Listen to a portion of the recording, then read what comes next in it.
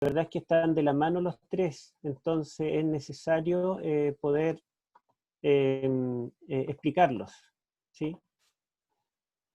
Ya, estoy tratando de agrandar la pantalla, a ver si se me agranda.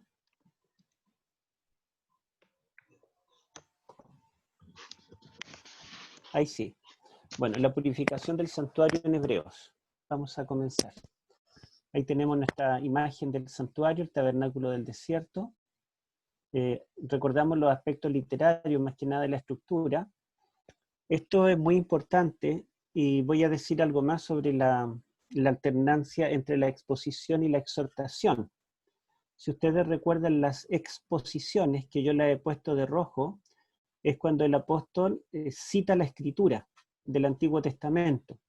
El libro que más cita, ¿alguien recuerda cuál es el libro que más cita del Antiguo Testamento? Salmos. Salmos, muy bien. Cita los salmos porque un sermón es dado en un culto, y en los cultos el pueblo tenía los salmos, que era lo que se cantaba. Y si algo un judío sabía de memoria, eran los salmos. O un cristiano, si algo sabía de memoria, era el himnario de ese tiempo, ¿verdad? Los salmos. Entonces el apóstol no está buscando textos rebuscados, textos, ¿verdad?, que cuesta encontrarlo, sino que está usando los salmos, que para ellos son muy comunes, y principalmente está citando los salmos mesiánicos, que eran los salmos que los judíos más, memorizaban, más cantaban, sobre todo poco antes de que Cristo viniera, porque ellos ya sabían que el Mesías iba a aparecer. Los salmos mesiánicos fueron muy importantes en la liturgia judía y también en el cristianismo del primer siglo. Por lo tanto, el apóstol está citando salmos muy reconocidos, pero está tratando de exponer estos textos y sacar lo que el texto está diciendo. Ahora, lo que está de negro, la letra B, estas 4 secciones, son exhortación, o diríamos la aplicación, el llamado, ya sin citar la escritura, sino más bien una advertencia. Está trayendo un texto que fue escrito siglos antes de Cristo en el Antiguo Testamento, pero lo está trayendo al presente de los lectores. Está dando una aplicación actual. Entonces, de allí viene algo interesante que yo no le he contado todavía, pero las exposiciones, lo que está con rojo, está dado en tiempo pasado en griego. Ustedes saben que el verbo puede estar en pasado, presente o futuro. Entonces las exposiciones están dadas en tiempo pasado, pero las exhortaciones, lo que está con negro, está dado en tiempo presente o futuro. Entonces vamos a repetir, las exposiciones con rojo están dadas en tiempo pasado y generalmente es un pasado puntual, que en griego se llama el tiempo aoristo. El tiempo aoristo es un pasado ya completado, porque hay tiempos pasados, una acción pasada que tiene efecto en el presente, o que todavía se sigue realizando. Pero el tiempo aoristo es algo que se realizó completamente.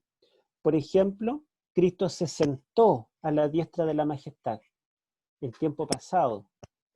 Cristo entró detrás del velo, tiempo pasado.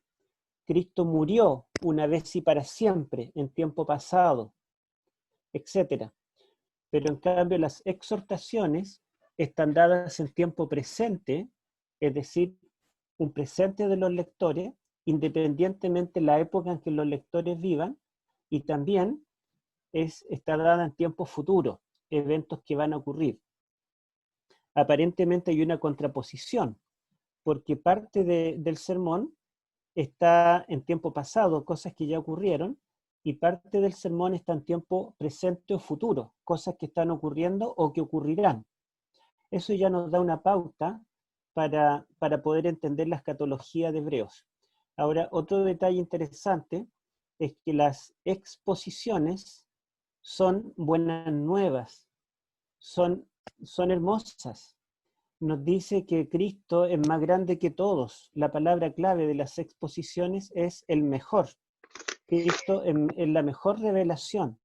es mejor que los ángeles. Es humano, pero es mejor que el primer Adán. El primero falló, Cristo no. Cristo tiene un mejor santuario.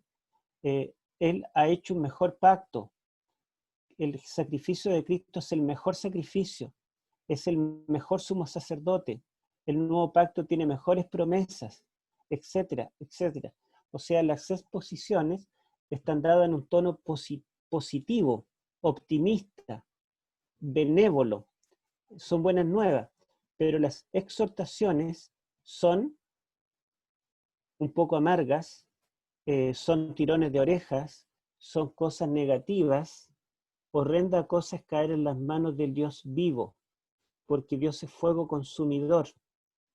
Los que cayeron ya no tienen perdón, etcétera, etcétera. Las exhortaciones están dadas en un tono de reprensión y de juicio. En cambio, las exposiciones son, ¿verdad?, positivas y están dadas en un tiempo pasado. Vamos a avanzar. Bueno, después dijimos que la sección central, o la última, ¿verdad?, la más importante de las exposiciones, que sería capítulos 7 al 10, lo tenemos acá, el capítulo 7 al 10, a ver si puedo avanzar de nuevo, ahí está. Este capítulo 7 al 10 entonces está marcado por la última parte de la tercera exhortación, que invita o que dice que Cristo entró adentro del velo, pero también es una invitación a entrar nosotros, porque Cristo es nuestro precursor.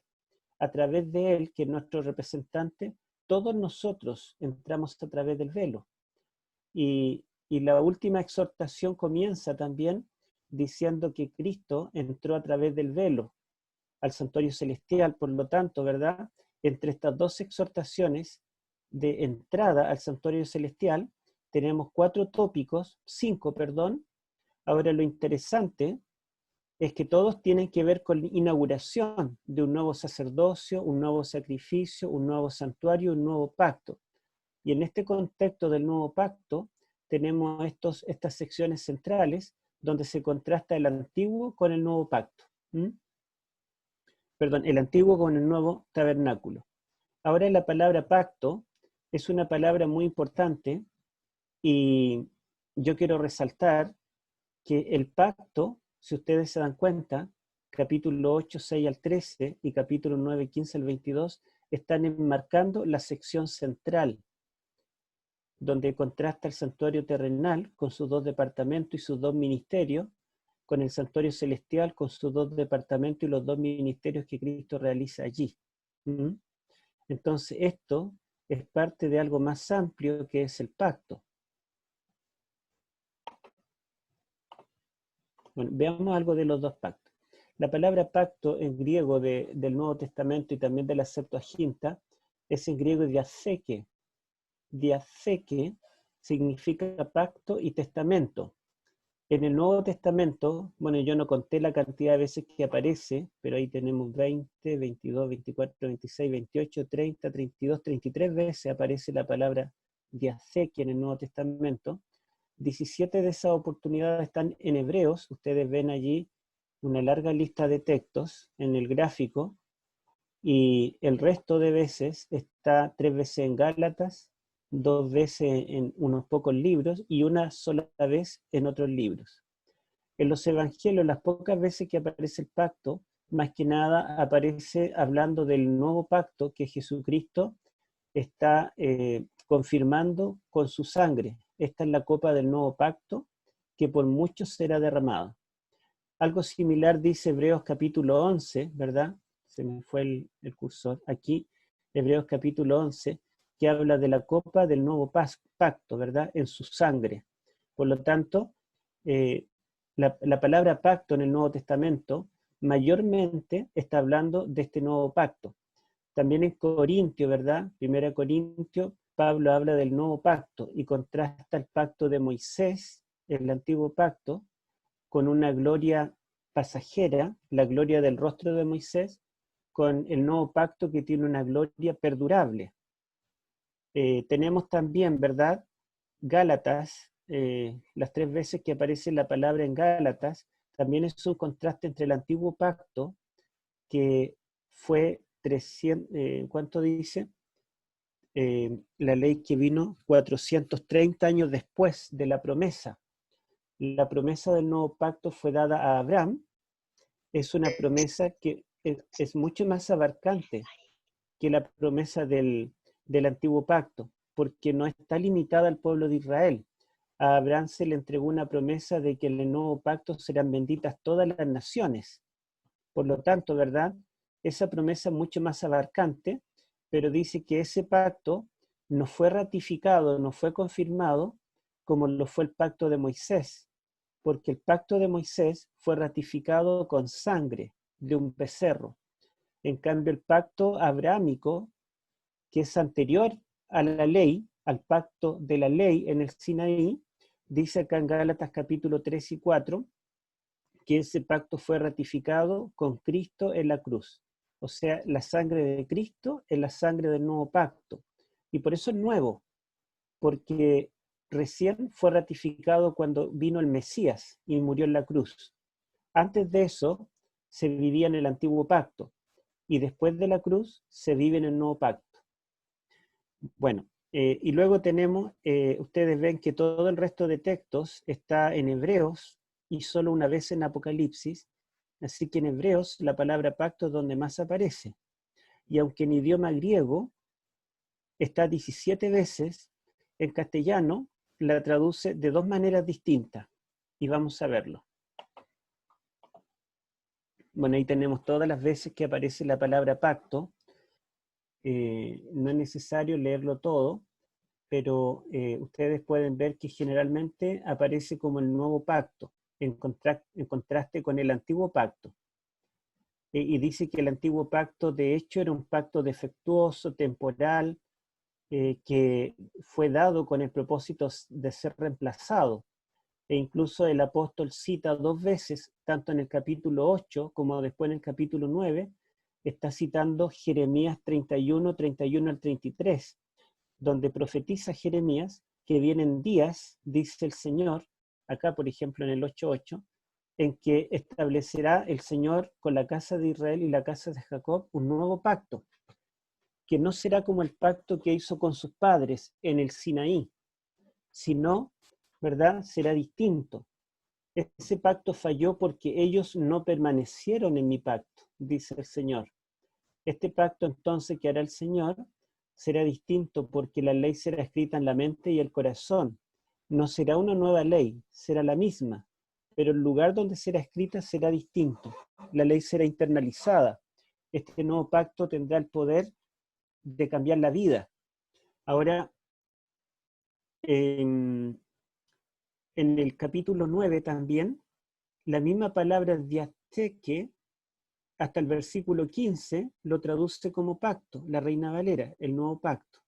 Pero en el 16 y 17 cambia y lo traduce como testamento, porque yo les dije que esta palabra significa ambas cosas. Entonces dice, pues donde hay testamento es necesario que conste la muerte del testador. Así como en un pacto debía haber un sacrificio, en un testamento también la muerte es lo que permite que el pacto entre en vigor. Porque si una persona, un padre de familia, deja un testamento para los herederos, mientras el testador esté vivo, las promesas, los beneficios que van a recibir los descendientes, los herederos, no son efectivas hasta que el testador muere. Entonces está ilustrando el apóstol con esta palabra que se le da doble significado, que en ambas cosas, en un pacto debe haber una muerte, un sacrificio, y también en un testamento debe haber muerte, para que el testamento o el pacto entre en vigor. Y luego dice, porque el testamento con la muerte se confirma, pues no es válida entre tanto que el testador vive. Y ni siquiera el primer pacto fue instituido sin sangre, y menciona allí la sangre de un becerro que fue asperjada al pueblo y al santuario y a los utensilios, ¿verdad?, con la cual Moisés comenzó el pacto. Es interesante también que Cristo es llamado el mediador del nuevo pacto. A ver si lo encuentro por aquí. Él, tanto es el sacrificio del pacto, porque acá, por ejemplo, en el día 29, habla de la sangre del nuevo pacto. Hay de aquel que encuentre inmunda la sangre del pacto, que es la sangre de Cristo. Pero Cristo no solamente es el sacrificio del pacto, sino también es el mediador del nuevo pacto, como dice en el 12:24, ¿verdad? Y dice, y a la sangre rociada que habla mejor que la de Abel. En otras palabras, Cristo es el mediador del pacto y también es el sacrificio del pacto. Es interesante que el mediador del antiguo pacto no fue Aarón, sino que fue Moisés. Y ustedes recuerdan que habíamos dicho que Jesucristo cumple ambos roles, el rol de Moisés como el líder civil y el rol de Aarón como el líder religioso, porque justamente su sacerdocio según el orden de Melquisedec, y Melquisedec tenía ambos oficios, era rey y sacerdote. Por lo tanto, Cristo puede ser el mediador del nuevo pacto, como Moisés lo fue del antiguo, pero al mismo tiempo puede ser el sumo sacerdote del nuevo templo, como lo fue Aarón. Y este templo nuevo es parte del nuevo pacto. Aquí lo tenemos, ¿verdad? Donde dice, ahora bien, aún el primer pacto tenía ordenanzas de culto y un santuario terrenal. Entonces, como el primer pacto, el antiguo pacto, tenía un santuario, el nuevo pacto también tiene un santuario. Podemos decir que el santuario es parte de un paquete más grande, es parte de un sistema.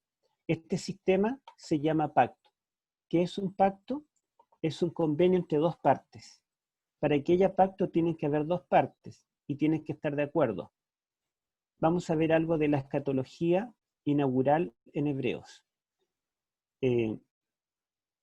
Bueno, en Hebreo 1, 1 y 2, ustedes pueden ver acá, bueno, yo se lo voy a colocar, es un texto que ustedes saben muy bien, pero se lo leo acá en griego, los versículos 1 y 2, dice, en muchas partes, esta palabra polímeros o polímeros, está hablando polí, significa muchos, meros es partes o porciones, y está refiriéndose a que todas las revelaciones que Dios entregó a través de profetas en el Antiguo Testamento fue parcial. O sea, ningún profeta recibió toda la luz.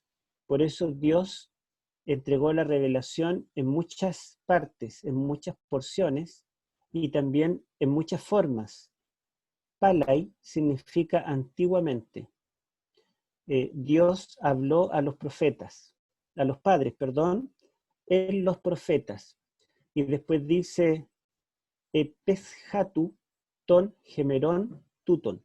Y esta frase significa literalmente sobre lo último de los días estos. En un orden en castellano sería en, en estos últimos días o en estos postreros días. Habló a nosotros o nos ha hablado en el Hijo, el cual es el que sostiene o recibe, ¿verdad? Es heredero de todas las cosas y por el cual también hizo el universo o los siglos. Pero estas dos palabras yo quiero contrastarlas. Los padres recibieron una revelación a través de los profetas. Palai y palai significa antiguamente, de antiguo. Pero en estos postreros días, Dios habló en el Hijo. Es la mayor revelación. Por lo tanto, desde que Cristo viene para el apóstol, estamos viviendo en los postreros días. Cristo inaugura los postreros días. Cristo da comienzo a los postreros días. Estos son los postreros días, dice el apóstol. Estamos viviendo en los días postreros porque ahora se ha manifestado el Hijo. Mientras no viniera el Hijo de Dios, estábamos viviendo palai, en lo antiguo, en el sistema antiguo, en el sistema de los patriarcas, de los padres. Y acá tenemos otras frases. Bueno, acá tenemos esta frase en los postreros días, similar o digamos con alguna pequeña diferencia aparece también en estos textos de la Biblia, en Hechos, Timoteo, Santiago y Pedro. Vemos que Hechos lo escribe Lucas, Timoteo lo escribe Pablo, Santiago, Santiago y Pedro, Pedro. O sea, 4 apóstoles usan esta frase y en todos ellos están usando esta frase para hablar de un tiempo que ya está inaugurado con la primera venida de Cristo. Me gustaría que viéramos algunos de estos textos, por ejemplo, veamos al azar allí Santiago 5:3, si alguien lo puede leer. A ver si alguien puede leer Santiago 5:3.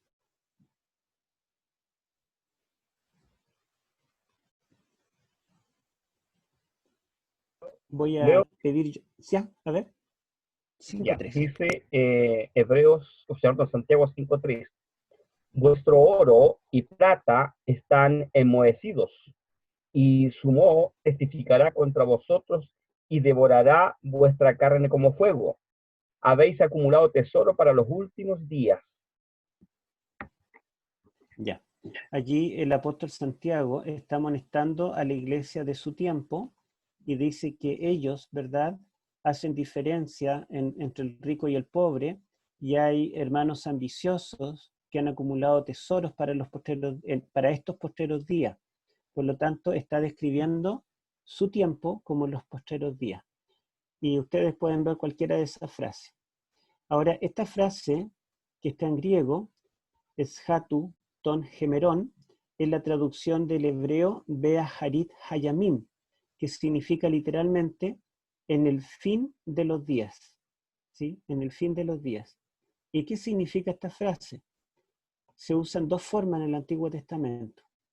Se usa para referirse a un tiempo futuro, un tiempo que puede comenzar muy pronto. En estos textos se usa así, pero también se usa en una forma más técnica para describir la era mesiánica.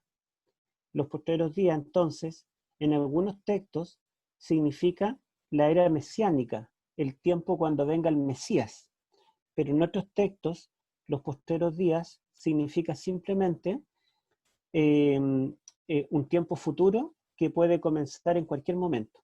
Siempre es abarcante.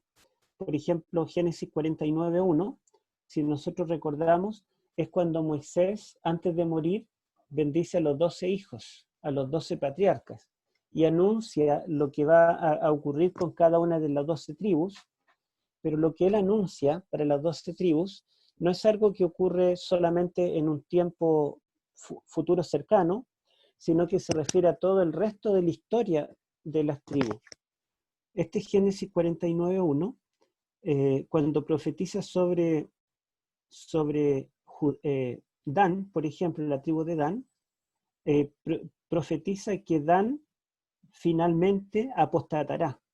Y esto se cumple varios siglos después que esta profecía es anunciada. Por lo tanto, estos postreros días no es un tiempo puntual ni un tiempo corto, sino que es una larga historia. Y también cuando profetiza en Génesis 49 sobre el Mesías, la tribu de Judá, dice que de Judá saldrá el rey, y el cetro no será quitado del reino de Judá hasta que venga el Mesías.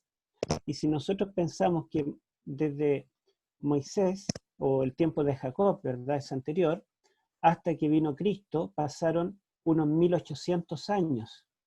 O sea, los postreros días no es un tiempo corto que el fin vendrá cerca, sino que los postreros días allí está abarcando casi 2000 años. ¿Se dan cuenta ustedes? Así que la frase los postreros días puede significar un futuro que comienza pronto, pero es muy abarcante, o bien la era mesiánica, cuando venga el Mesías. Esta frase, Aharit Hayamin, en hebreo, que la tenemos acá, Aharit es una palabra hebrea que significa fin, postrero, último, pero en hebreo es una palabra que tiene un significado lineal, ¿sí? No es un fin puntual. Para decir fin puntual, este es el fin, terminamos. Esa palabra en hebreo es ket, pero cuando yo digo fin, aharit, estoy diciendo un periodo del fin. Ese es un detalle importante tener en cuenta, ¿sí? Vamos a ver otra diapositiva. Hay otras frases que son distintas a la frase Shatu ton gemerón, o los últimos días, los postreros días. Pedro, por ejemplo, utiliza la frase en Cairo Shatu. También se utiliza la palabra Shatu, que entre paréntesis de esta palabra viene escatología, porque Shatu significa en griego último o fin, y la escatología es el estudio de los últimos eventos, ¿sí?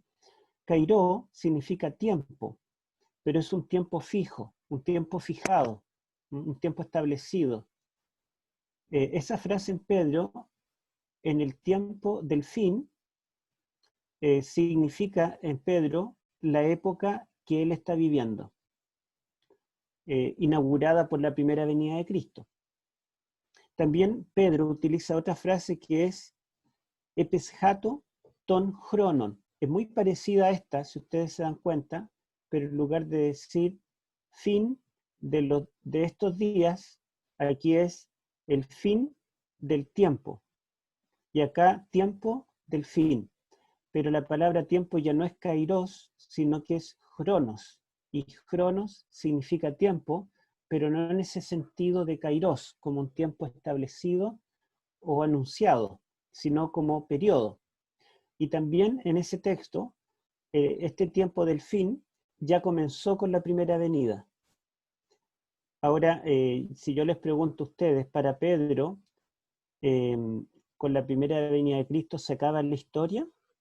No, porque Pedro está anunciando que vendrá apostasía, ¿verdad? Vendrá un largo periodo, y está anunciando que la venida de Cristo, en 2 de Pedro capítulo 3, está diciendo que la venida de Cristo será futura, y que cuando venga por su segunda vez, allí será realmente el fin del mundo. Y todos los elementos ardientes serán deshechos, la tierra y las obras que en ella hay serán quemados. Por lo tanto, Pedro está hablando de que está viviendo en el tiempo del fin, pero al mismo tiempo el fin es algo muy futuro.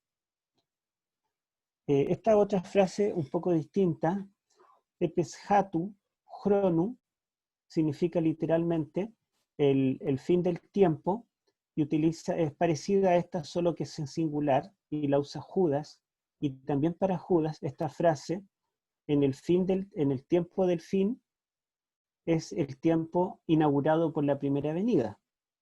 Juan utiliza otra frase, y solo 2 veces, que es eshate hora. Eshate hora significa la última hora. Hijitos, esta es la última hora. Pero esa frase es para referirse al tiempo presente de él, el tiempo que fue inaugurado con la primera venida. Hebreos 9:26 utiliza otra frase que es sunteleia ton aionon. Sunteleian significa consumación. Aionion es siglos. Literalmente dice la consumación de los siglos. Y si ustedes buscan Hebreos 9:26, pueden buscarla, a ver si alguien lo quiere leer. Hebreos 9:26. De otra manera, le hubiera sido necesario padecer muchas veces desde el principio del mundo, pero ahora, en la consumación de los siglos, se presentó una vez para siempre por el sacrificio de sí mismo para quitar de en medio el pecado. Ya, hermano, antes de que apague el micrófono, allí para Pablo, ¿la consumación de los siglos es un tiempo futuro o es un tiempo presente?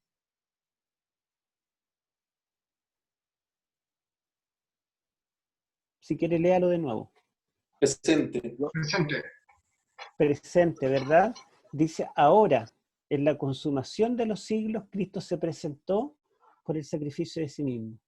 En otras palabras, el sacrificio de Cristo que estaba anunciado desde el Edén, tuvieron que pasar 4000 años para que se cumpliera. Pero ahora, en la consumación de los siglos, Cristo murió por nosotros y se presentó en el santuario celestial. Por lo tanto, para Pablo, estamos viviendo en la consumación de los siglos. O como usa esta frase, en los últimos días, en el tiempo de él, en el siglo I. Después tenemos esta frase tat, tele ton aionon.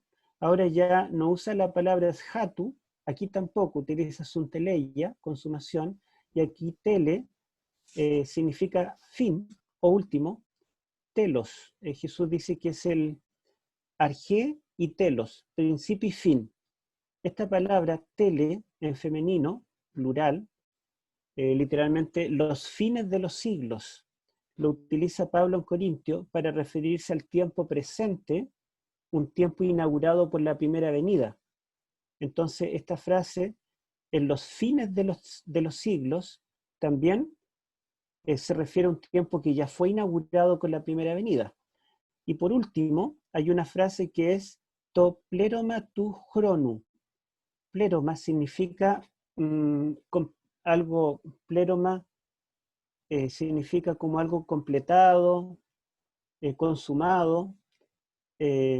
¿Cómo lo traduciríamos para no traducirlo igual que sunteleia? Ahora en la plenitud del tiempo, así se traduciría, en la plenitud del tiempo. Y Gálatas está diciendo que en la plenitud del tiempo, bueno, lo traduce la Reina Valera, en el cumplimiento del tiempo Dios envió a su Hijo, nacido de mujer y nacido bajo la ley. De acuerdo a Pablo en Gálatas, la plenitud del tiempo es futuro o presente para él. Presente. Presente, porque la plenitud del tiempo fue cuando vino el Mesías y nació de mujer. Se dan cuenta entonces que los autores del Nuevo Testamento tienen muy claro que la segunda venida es un evento futuro, que el juicio final es final, pero al mismo tiempo para ellos el fin de los tiempos, la hora final o cualquiera de estas frases es un tiempo que fue inaugurado por la primera venida. Y tenemos otro tipo de frases en el Nuevo Testamento que, bueno, le llamamos el tiempo del fin, pero vamos a ver acá la frase en te esjate gemera, que significa en el fin del día o en el día Pero final. pastor, eso, entonces, una cosa que no me concuerda. Los postreros días, entonces, es distinto al tiempo del fin. Sí, y lo vamos a explicar ahora. ¿Mm? Ya, gracias. Esperamos que termine el tema y que todos queden claritos con esto. ¿Mm? Bueno, entonces esta frase, en te esjate gemera, fíjense que la misma palabra esjate, de esjatos, solo que en femenino, que significa fin, es utilizado por Juan para referirse ya no al tiempo presente.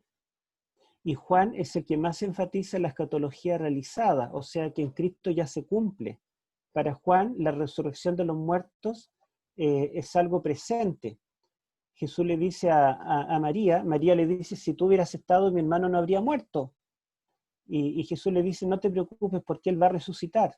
Ella le dice, sí sé, va a resucitar, pero en el fin de la historia. Y Jesús le dice, no, yo soy la resurrección y la vida. El que cree en mí, aunque esté muerto, vivirá. O sea, Juan tiene una escatología realizada que en Cristo se cumple todos los eventos finales. Dice en Juan capítulo 3, versículos 17 al 20, el que cree en mí ya tiene vida eterna, y el que no cree en mí ya fue juzgado. O sea, pareciera que ya el juicio y la vida eterna ya se realizó. En Juan capítulo 12, 29 al 33, dice, ahora es el juicio de este mundo. Ahora el príncipe de este mundo será echado fuera. Y decía esto dando a entender de que muerte habría de morir. O sea, la muerte de Cristo en Juan es el fin, la derrota de Satanás. El Evangelio de Juan presenta que los eventos finales tienen un cumplimiento en Cristo, ¿verdad? Que es la garantía del cumplimiento histórico, pero Juan no niega un cumplimiento futuro. Y justamente Juan utiliza esta frase, en te esjate gemera, en el día final, para referirse a eventos que son de un futuro lejano. Por ejemplo, esta frase la usa para hablar del día de la resurrección de los justos, hablando de un día muy futuro, o también para el día de la condenación de los impíos, y la única vez que la utiliza en otro sentido es cuando habla del último día de la fiesta de los tabernáculos, que duraba 8 días. El día octavo, Jesús se presenta allí como el cumplimiento de la fiesta. Por lo tanto, Juan, que tiene una escatología realizada, también reconoce una escatología en la historia. Esta frase, Sunteleia ton aionon, que significa la consumación de los siglos, que en Hebreo 9:26 Pablo la aplica a su tiempo. Dice, ahora, en la consumación de los siglos, Cristo se presentó en el santuario con su propia sangre. Sunteleia ton aionon, en hebreos, es un tiempo presente. Pero Mateo, en cambio, utiliza esta frase exclusivamente para referirse a un tiempo futuro, el tiempo de la segunda venida de Cristo, de las señales del fin y de la resurrección de los muertos al final de la historia. Entonces, una misma frase puede ser usada por un autor con un sentido y por otro autor con otro sentido. Entonces, esta frase, en te esjate gemera, en el Evangelio de Juan, es el fin. O sea, los eventos que ocurrirán en torno a la segunda venida. Y esta frase, sunteleia ton aionon, en el Evangelio de Mateo, significa los eventos que realmente ocurrirán en el fin mismo de la historia, en torno a la segunda venida. En el idioma hebreo del Antiguo Testamento hay dos frases. Una es Yom Yahvé. Yom Yahvé, o el día de Jehová, se refiere generalmente a lo que los profetas, o más bien la forma como los profetas se refieren al fin del mundo, a la segunda venida, o al juicio final, el Yom Yahvé, el día de Jehová. Y también la frase que solo usa Daniel, que es et ket, significa tiempo del fin, y este tiempo del fin en Daniel dice acá, en el capítulo 12, que comenzará cuando acaben los tiempos y medio tiempo. O sea, habrá 1260 años de persecución. Cuando acabe la persecución, comenzará el tiempo del fin. Y dice también que cuando comience el tiempo del fin, el libro será abierto. Los entendidos comprenderán. Y también dice que el juicio investigador del capítulo 8, 14, comenzará en el periodo del tiempo del fin. Así que todos estos textos nos muestran que el tiempo del fin comienza desde 1798 hasta la segunda venida. En cambio, los días postreros, vea Harit Hayamin en hebreo, se refiere al tiempo cuando venga el Mesías en su primera venida en adelante. Tenemos un bosquejo para ilustrarlo, ¿eh? Para que les quede un poquito más claro. Acá lo tenemos, miren. Entonces, según la frase, ¿cómo es en epi es hatus, en los postreros días? Es hatus, gemera, o días, o tiempo, también dice chronos, pero es eshatus. Las frases con eshatus, fin, en el Nuevo Testamento, es la traducción de la frase Bea Harit Hayamin, y significa los postreros días, y es inaugurado con la primera venida de Cristo. Aquí tendríamos que poner primera venida de Cristo. El tiempo transcurrió, pasaron milenios de historia de profecías, pero cuando viene el Mesías, se inauguran los postreros días. Por lo tanto, los apóstoles que escriben en el siglo I estaban viviendo los postreros días. Estos postreros días, o últimos días, o los días finales, llegarán hasta el mismo fin de la historia. Pero los postreros días de Daniel 8, 11 y 12 comienzan en 1798, y desde allí hasta el fin estaríamos viviendo en el tiempo del fin. Podríamos decir que nosotros ahora, en el año 2020, estamos viviendo en los postreros días y también estamos viviendo en el tiempo del fin. Bueno, vamos a ver otro detalle. Ahí tenemos, ¿verdad?, los postreros días, el tiempo del fin. Ahora, hay algunos teólogos que han visto el libro de Hebreos como un pecher de Daniel 8 y 9. ¿Qué es un pecher? Un pecher, bueno, los judíos tenían dos tipos de comentarios de la Biblia. Un tipo de comentario era para gente que estaba recién comenzando en la fe, que no tenía un conocimiento profundo. Ese tipo de comentario básico era como enseñar con manzanitas, pero un Pescher era un tipo de comentario bíblico más profundo, donde se buscaba un significado, ¿verdad?, un poco más detallado del texto bíblico, y el Pescher era un comentario de profecías específicamente, pero el Pescher asumía que el autor bíblico, que vivió mucho tiempo antes, había estado escribiendo para su tiempo.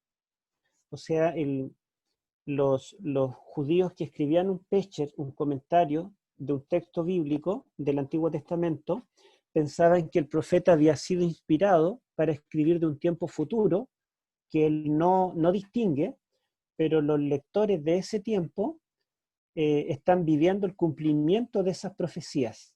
Por lo tanto, un Pescher es un comentario de un profeta antiguo, pero que se está cumpliendo en su tiempo. Y hay varios autores modernos que están planteando esta idea de que el libro de Hebreos sería un Pescher de Daniel 8:9. Y esto a nosotros los adventistas nos para las antenitas, porque nosotros pensamos que sí hay relación en Hebreos con Daniel 8:9. Entonces, por ejemplo, fíjense ustedes si leemos Daniel 9:24. Leamos Daniel 9:24. Alguien que lo lea, por favor. 70 semanas están determinadas sobre tu pueblo y sobre tu santa ciudad, para terminar la prevaricación y poner fin al pecado, y expiar la iniquidad, para traer la justicia perdurable, y sellar la visión y la profecía, y ungir al santo de los santos. Ya. Recordemos esas 6 frases. Las 70 semanas anuncian 6 eventos que van a ocurrir. Sabe pues y entiende que desde la salida de la orden no dice, 70 semanas están determinadas sobre tu pueblo, sobre tu santa ciudad, para terminar el pecado, poner fin al pecado, terminar la iniquidad y expiar terminar la rebelión y expiar la iniquidad. Entonces el pecado, la prevaricación, eso es suficiente una versión, por ahora. Mire. Entonces estas 3 cosas que terminan, fíjense ustedes, en Hebreos habla de terminar la prevaricación en el capítulo 9:26, lo que anuncia Daniel 9:24, que terminará cuando venga el Mesías. Hebreos 9:26 dice que en la prevaricación termina con la muerte de Cristo. La frase poner fin al pecado y expiar la iniquidad de Daniel 9:24, en Hebreos 9:15 se anuncia que el pecado fue expiado, el pecado de la iniquidad fue expiado por la muerte de Cristo. Después dice Hebreos 9:24 que 3 cosas que llegan: para traer la justicia eterna, sellar la visión y la profecía y ungir el santo de los santos. 3 cosas que comienzan. Traer la justicia eterna está en Hebreos 1:9 y 7:2. El Mesías con su primera venida, ¿verdad?, ha traído esa justicia perdurable. Sellar la visión y la profecía lo tenemos en Hebreos 1:1 y 2, donde muestra a Cristo como la mayor revelación. Todas las revelaciones parciales que Dios entregó a través de los profetas ahora llegan a su clímax. La profecía es sellada con la revelación en Cristo. Y después la frase ungir al santo de los santos, también la frase ungir al santo de los santos significa inaugurar. El santuario era inaugurado, el lugar santísimo era inaugurado cuando se erigía un tabernáculo, cuando se lo inauguraba. Y eso está evocando, ¿verdad?, a la inauguración del santuario celestial que Cristo realiza, ¿verdad?, en su ascensión, de acuerdo a estos textos. Otras frases, por ejemplo, en Daniel 9, 26 y 27, dice que el Mesías con su muerte confirmará el pacto con muchos. Y en Hebreos dice que Él es el mediador del nuevo pacto, que su sangre derramada ha confirmado el pacto, el nuevo pacto. también dice en Hebreos 9, 26 y 27, que el Mesías con su muerte hará cesar el sacrificio y la ofrenda. Y Hebreos 10, 18 dice que la sangre de toros, de machos cabríos, etc., ya no continúan. La muerte de Cristo en la cruz puso fin a todos los sacrificios y las ofrendas del santuario terrenal. Entonces, podemos ver que todo lo que se anuncia en las 70 semanas, ¿verdad?, que ocurriría o se inauguraría con la venida del Mesías, Hebreos está diciendo que se cumplió y lo está fundamentando. Y en cuanto al capítulo 8, que anuncia la purificación del santuario, Hebreos también anuncia una purificación del santuario, solo que Hebreos no le pone fecha, no dice cuándo será purificado el santuario. Y es lo que vamos a ver en detalle después, ¿sí? Bueno, ahora esta frase o esta palabra, aharit, como yo les dije, no significa un punto final, sino que es un periodo final, es un largo fin. Como yo les decía, por ejemplo, la primera vez que aparece esta frase allí en Génesis 49:1, las bendiciones de Jacob, no solamente son bendiciones que anuncian lo que va a pasar a corto plazo o mediano plazo sobre cada tribu, sino que incluyen toda la historia de las 12 tribus. Y llega a la era mesiánica y más allá, abarca milenios. Entonces, como esta palabra no significa un fin puntual, sino una última parte o un periodo final, significa que los postreros días, o el Aharit Hayamin, que comienza con la primera venida del Mesías, no sería el fin de la historia, sino la inauguración de la última parte de la historia, o la inauguración del periodo final del plan de salvación. ¿Sí? Eso es un detalle que hay que tener en cuenta.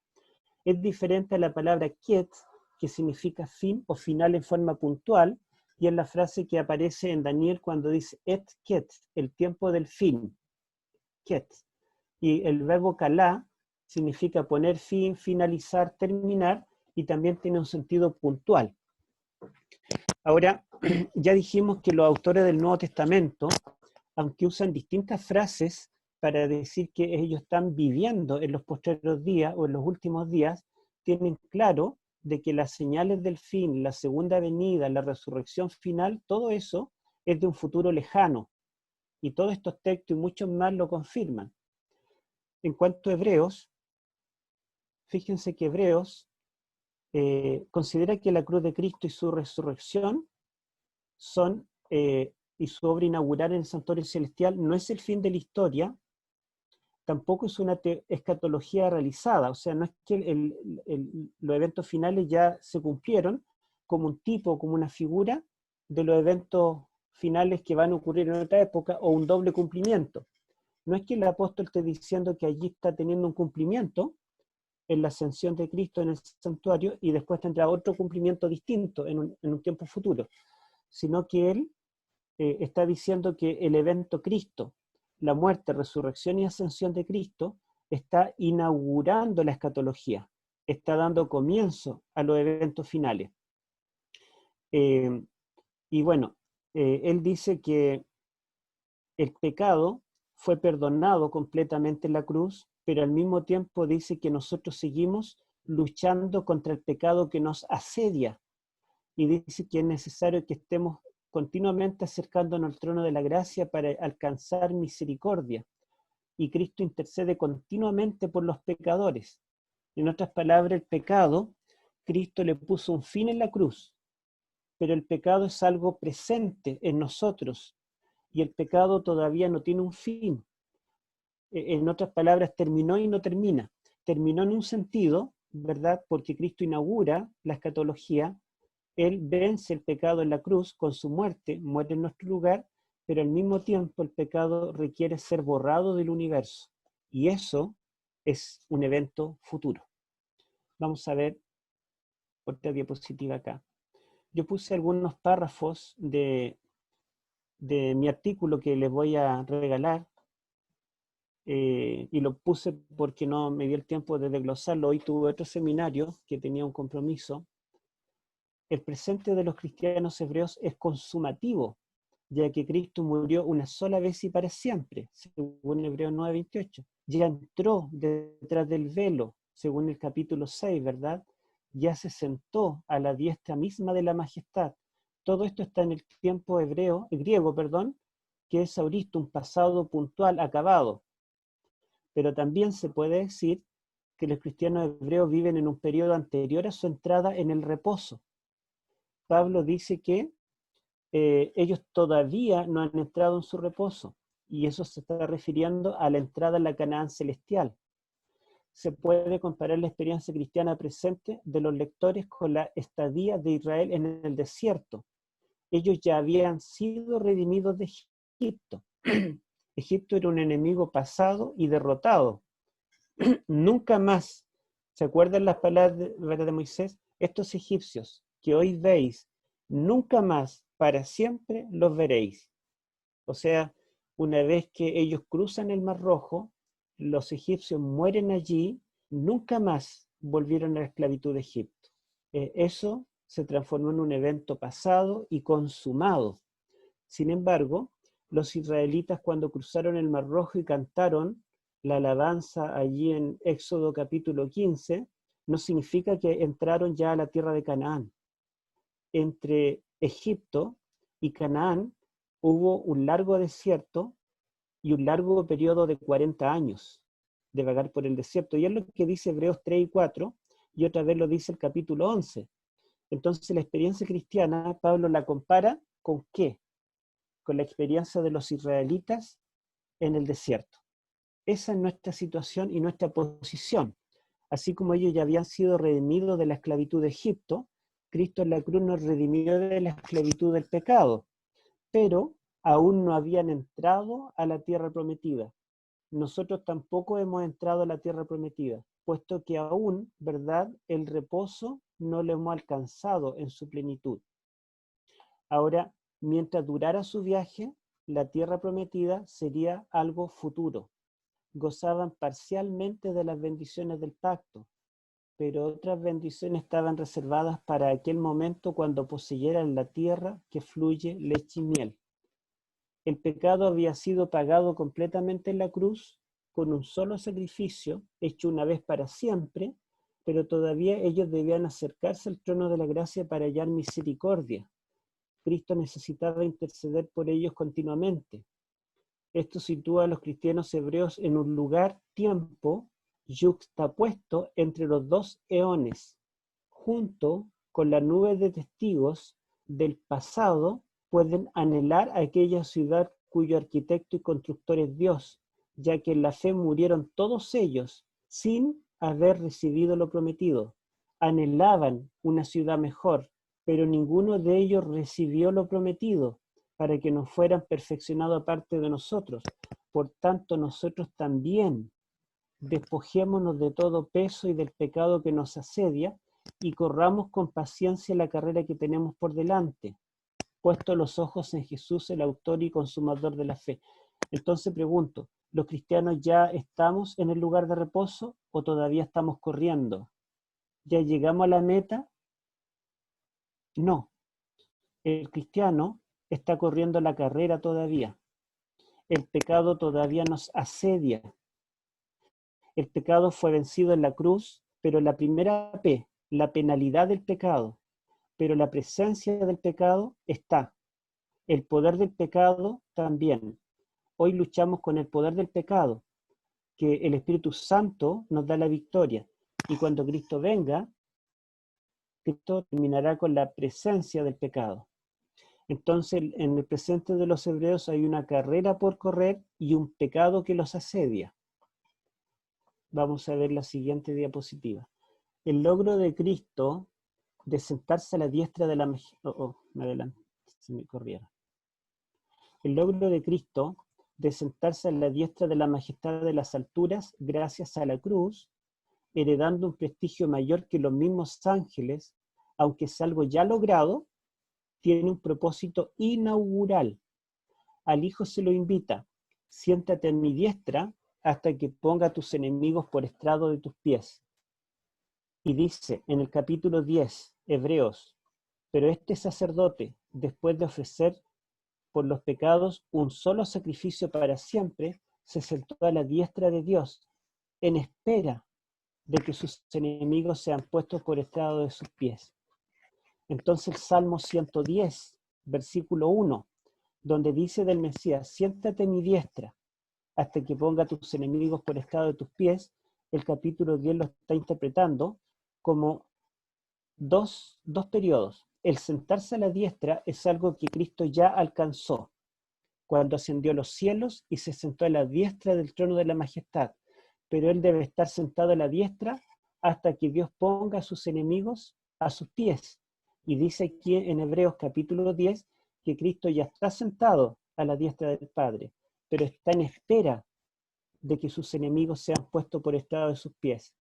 Y fíjense lo que el mismo Pablo dice en 1 Corintios, donde él está citando otra vez el Salmo 110.1. Dice, porque es necesario que Cristo reine hasta poner a todos sus enemigos debajo de sus pies. El último enemigo que será destruido es la muerte. Y después dice, el aguijón de la muerte es el pecado y el poder del pecado es la ley. Entonces pregunto, ¿la muerte se terminó cuando Cristo se sentó a la diestra del Padre? ¿O todavía la muerte está activa? ¿El pecado, que es el aguijón de la muerte, ya tuvo un fin definitivo? ¿O el pecado todavía existe?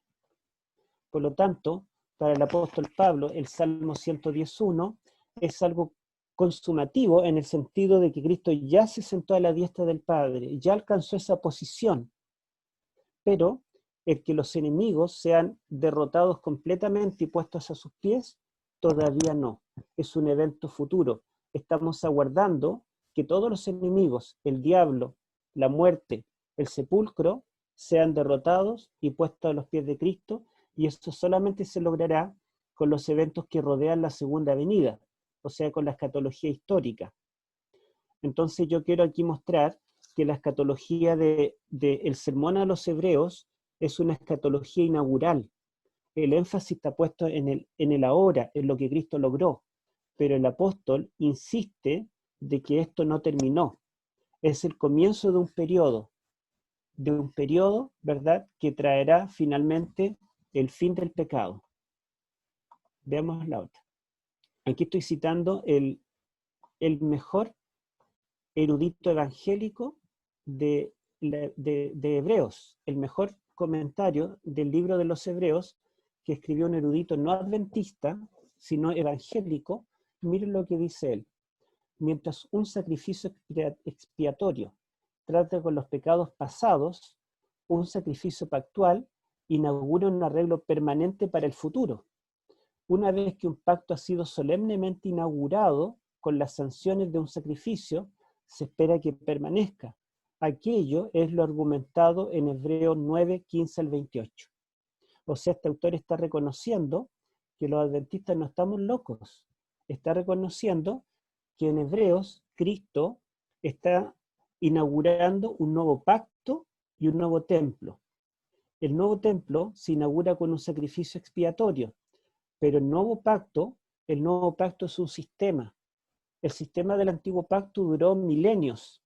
Entonces el nuevo pacto que comienza durará milenios. Llevamos 2000 años. El sacrificio de este pacto ya se realizó. Fue la muerte de Cristo en la cruz. Él dijo, está en la sangre del nuevo pacto. Y Pablo lo ratifica en Gálatas capítulo 3 y capítulo 4.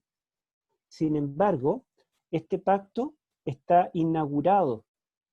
Es un arreglo, un sistema que comienza, se inaugura para el futuro, ¿verdad? Sigo mostrando acá. Bueno, ustedes pueden ver que en Hebreos 6, 19 y 20 dice que la entrada de Cristo en el santuario celestial detrás del velo es el ancla del alma, o sea, lo que nos da la estabilidad, la solidez, pero el ancla no es la seguridad de haber llegado al puerto, sino la seguridad en medio del camino. No es la seguridad en un tiempo de calma, sino la seguridad en medio de la tormenta. ¿Cuándo se eleva ancla? Cuando viene una tormenta, no cuando hemos alcanzado la paz y la tranquilidad. El ancla fija el barco en algún punto del camino, pero no cuando llega al puerto. Cuando el barco llega al puerto, se puede amarrar y los marineros pueden bajarse y librarse de las tormentas. Entonces el ancla, que es la entrada de Cristo al santuario celestial, no es el fin del camino, sino que es algo que inaugura un camino. El contraste entre la generación que no entró a la Canaán terrenal por apistía. Apistía significa no tener fe. Ellos no entraron porque no creyeron, no tuvieron fe. Es un contraste con los héroes de la fe que sí entrarán a la ciudad celestial porque tienen pistis, o sea, tienen fe. Esto es resaltado porque los del desierto no creyeron a pesar de haber visto mis obras 40 años. En cambio, los héroes de la fe murieron creyendo sin haber recibido lo prometido, sino mirándolo de lejos, creyéndolo, saludándolo. Entre ellos Moisés, el mediador del antiguo pacto, se mantuvo firme como si estuviera viendo al invisible. El discutido sustantivo inventado por nuestro autor Sabatismos, de Hebreos 4:9, que literalmente significa sabatizar o un guardar del sábado, un reposo sabático, no solo apunta en el contexto al sábado de la creación, sino a un futuro reposo del sábado que aguarda el pueblo de Dios. ¿Continúo? Aquí tengo los 2 eones. Mire, hay 2 alternativas para los 2 eones. Eón significa siglos o era. Hay 2 eras. Los judíos concebían que había una era antigua, que era toda la historia desde Adán en adelante hasta la venida del Mesías. Cuando viniera el Mesías, se inauguraba un nuevo eón o una nueva era. Ahora, la era de las promesas, del cumplimiento, esta es una era de promesa y aquí una era de cumplimientos, de prosperidad, cuando Israel será un imperio, cuando el lobo morará con el cordero, cuando, no habrá justicia, cuando haya vida eterna. Todo esto se inaugura con el Mesías. Entonces, la venida del Mesías marca un antes y un después, pero el Antiguo Testamento no lo muestra así. El Nuevo Testamento tampoco. Este es el esquema que nos da la Biblia y Pablo en particular acá en Hebreos. Fíjense. El antiguo eón viene desde el principio de la historia y terminará recién con la segunda venida. Y el nuevo eón o la nueva era comienza con la primera venida. Allí comienza la nueva era o el nuevo eón, o digamos el reino mesiánico, porque Cristo ya comienza a reinar en nuestra vida desde que nosotros lo aceptamos como Salvador. Allí comienza el reino mesiánico con la primera venida. Por eso que los apóstoles podían decir, estamos en los postreros días. Sin embargo, el antiguo eón, que es el reino del pecado, el reino de Satanás, no terminó completamente. Ese antiguo eón continúa hasta la segunda venida, cuando sea finalmente derrotado. Entonces, no es que hay un punto de quiebre, donde uno termina, el otro comienza, sino que hay un periodo de yuxtaposición. Podemos decir que antes de la primera venida solamente existía el antiguo eón o la antigua era. Después de la segunda venida solamente tendremos la nueva era, la era de la vida eterna. Ya no habrá muerte, no habrá llanto, clamor ni dolor. Pero entre la primera y la segunda venida hay un tiempo de yuxtaposición, que por una parte seremos victoriosos y por otra parte estaremos en lucha. Por una parte habremos vencido el pecado y por otra parte estaremos luchando con el pecado que nos asedia. Por una parte, recibimos los beneficios del nuevo pacto, pero por otra parte también estamos vulnerables en el terreno del enemigo de Dios, de Satanás, que todavía está activo. Entonces, este es el verdadero esquema que nos presenta el apóstol Pablo en Hebreos de la escatología. Y esto es lo que confunden muchos cristianos. Y por eso es que algunos se inclinan por esto y dicen, bueno, pero si aquí dice que estamos en los últimos días, que Cristo ya murió, que ya subió al cielo, que ya traspasó el velo, entonces ya se cumplió todo. Y nosotros podríamos preguntarle, ¿y si ya cumplió todo? ¿Qué estamos haciendo en la tierra? ¿Por qué han pasado 2000 años? ¿Qué pasa? Y por otro lado, a veces los adventistas nos vamos al otro extremo y decimos no. En Hebreos, todo está apuntando al tiempo final, en torno a la segunda venida. Cuando habla del santuario, está pensando en 1844, cuando Cristo comience a purificar el santuario celestial, o cuando termine la gracia y Cristo salga del santuario para venir a la tierra. Pero la verdad es que ambas cosas están presentes en la epístola. Pablo enfatiza el momento inaugural, pero interesantemente, Pablo está enfatizando el momento inaugural en las secciones expositivas, donde está todo en tiempo pasado, pero está enfatizando en la presencia del antiguo eón, lo está enfatizando en las secciones exhortativas. En las secciones exhortativas no está todo en pasado, al contrario, está en presente y en futuro. Allí dice que es necesario que el pueblo de Dios sea juzgado. Allí dice que Cristo vendrá por segunda vez sin relación con el pecado. En este eón coloca, ¿verdad?, la victoria del cristiano como algo futuro todavía. Pero en este nuevo eón, donde están las partes expositivas, coloca la victoria del cristiano como algo concretado, ¿verdad?, en la muerte de Cristo en la cruz. Vamos a mostrar otra diapositiva, solo para recordar. Entonces la parte expositiva está todo en pasado, ya fue logrado, pero la parte exhortativa, el llamado que le hacen los hebreos, justamente le hace un llamado porque ellos no han logrado la victoria completa.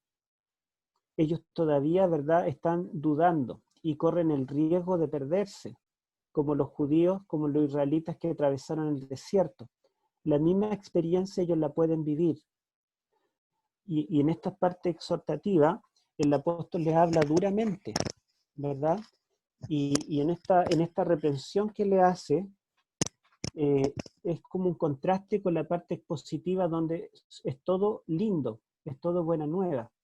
Y yo veo que aquí tenemos muy presente, y quizá la temática que una las exposiciones con las exhortaciones sea el día de la expiación. Porque el día de la expiación era el momento más anhelado del año, cuando comenzaba una nueva época, un nuevo año. El pecado de todo el año quedaba perdonado. El día de la expiación también, a cada 50 años, daba comienzo el jubileo, donde se recobraban las propiedades perdidas, los presos recobraban la libertad, las familias separadas por la esclavitud se volvían a juntar. Era el momento más bello. Sin embargo, también el día de la expiación era el momento en que debían afligir el alma. El día de la expiación era un momento cuando algunos eran cortados del pueblo. Entonces, el día de la expiación tiene una parte bella, un cumplimiento, algo anhelado, pero también tiene una parte reprensiva, una parte temible, ¿verdad? Un riesgo. Ambos aspectos se ven en el día de la expiación. Y el apóstol, según mi opinión, está muy interesado en el día de la expiación. Pero él dice que el día de la expiación será un hecho y Cristo entró al santuario celestial con el propósito de expiar el santuario, de purificarlo. Pero no está diciendo que lo purificó cuando ascendió. El apóstol escribe más o menos 3 décadas después que Cristo ascendió a los cielos. Y en ese tiempo, él está diciendo que Cristo ya inauguró el santuario, ya murió una vez para siempre. Sin embargo, la purificación del santuario es algo que todavía no ha venido. Sin embargo, el apóstol tiene claro de que cuando Cristo venga, vendrá ya sin relación con el pecado, para salvar a los que le esperan. Me parece que tengo esta. Bueno, solo para recordar que la parte central de Hebreos está enmarcada por el tema del pacto. O sea, estos dos pactos que los podemos entender también en forma similar a estos dos eones, ¿verdad? El antiguo pacto termina, ¿verdad?, cuando Cristo viene y muere en la cruz, pero todavía, después de la primera venida de Cristo, algunos están viviendo aún en el antiguo pacto, y en el antiguo pacto, en Hebreo 11 dice que muchos vivían en el nuevo pacto ya. Abraham, podemos decir que fue salvo por la fe, como dice Pablo en Romanos 4. Entonces él, aunque vivía en el tiempo antiguo, él se benefició de los méritos de Cristo que habría de venir en un tiempo muy futuro, en el tiempo del nuevo pacto. Y Hebreo 11 dice que por la fe Moisés y todos los personajes del Antiguo Testamento hallaron salvación. En otras palabras, ellos pudieron entrar al nuevo pacto aunque vivieron en el tiempo del antiguo pacto. Y esa es la última diapositiva. Hoy no hablamos específicamente de la purificación del santuario, porque quiero hacer diapositivas para mostrar el texto griego. Hay detalles muy interesantes allí, y no es como para decirlo tan rápido, pero es lo que queríamos, por lo menos ahora dejamos las bases para que ustedes tengan claro cómo es la escatología del libro de los Hebreos y cómo encajan estos eventos, tanto los eventos que ya tuvieron su cumplimiento en la cruz y en la ascensión, como eventos que todavía son futuros para el apóstol. Bueno, escucho opiniones, preguntas.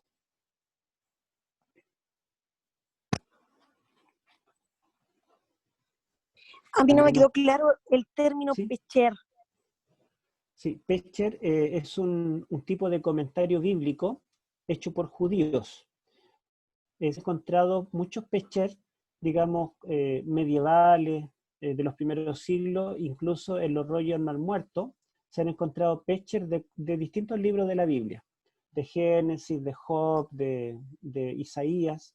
Entonces, como el autor de los Hebreos, en este caso Pablo, era un judío, un rabino, él manejaba la literatura de su tiempo y los estilos. Entonces algunos teólogos modernos están concluyendo de que este sermón a los hebreos es un sermón hecho al estilo Pecher. O sea, es como un comentario bíblico de Daniel 8:9, donde él está diciendo que ahora comenzó el cumplimiento de lo que apuntaban las 70 semanas y que terminará este periodo que inaugura Cristo, terminará finalmente con la purificación del santuario anunciado en Daniel 8:14. Eso es lo que están diciendo algunos teólogos. No, digamos, en ninguna parte Hebreos dice, les voy a escribir un Pecher.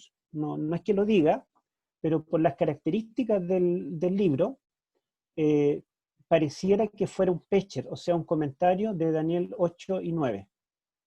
No sé si le queda más claro ahora.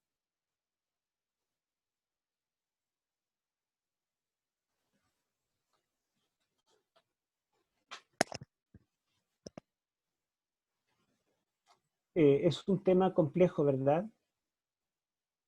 Seguramente algunos de ustedes están un poquito confundidos. Yo les voy a dejar la diapositiva para que ustedes, bueno, se las dejamos siempre para que ustedes lo repasen. Les voy a entregar también después el artículo que yo escribí sobre escatología, que lo estoy sacando la terminología griega y poniéndola en español para que puedan leerlo, porque las citas del texto las tengo en griego, y no sirve de mucho que se los mande así porque va a ser un poco más complejo. Entonces estoy sacando eso y poniendo el texto bíblico de la Reina Valera para que sea más fácil.